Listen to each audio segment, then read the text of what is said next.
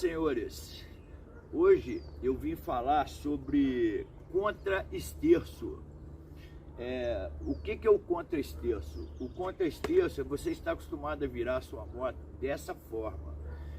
O contra-esterço, eu não trouxe uma roda para mostrar para vocês. Quando você está com uma roda parada, você consegue virar a roda assim.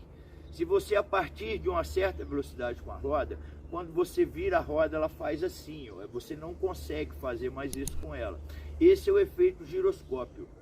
Então, o que acontece? A hora que você tenta forçar esse lado, a roda automaticamente faz isso. E como as nossas motos funcionam?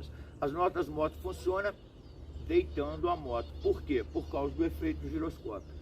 Então, você está acostumado a fazer uma curva, você puxa o lado de cá. O contra-esterço, você vai fazer uma virada ao contrário. Você vai empurrar esse lado e a moto vai deitar para o lado de cá. É praticamente desse jeito aqui, olha. Você empurra ela para cá, como se estivesse dando um soco, ela vai virar para lá. É o contrário. Porque você está acostumado a virar a moto para cá e fazer isso.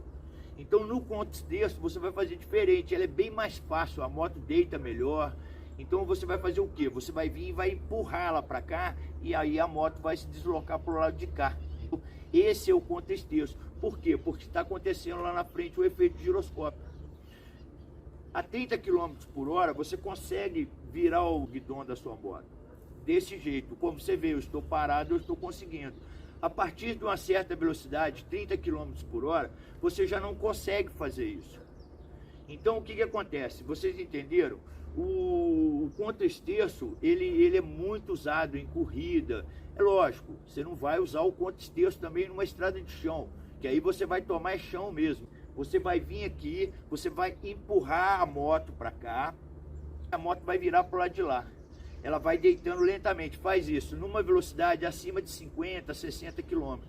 Então você experimenta fazer isso. Você vai jogar a moto assim, empurrando ela, ela vai deitando devagar, depois você vem e empurra para cá, ao invés de você ficar alavancando e puxando ela para ela tentar deitar para esse lado.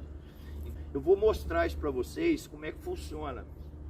É uma forma bem legal de você conduzir a sua moto.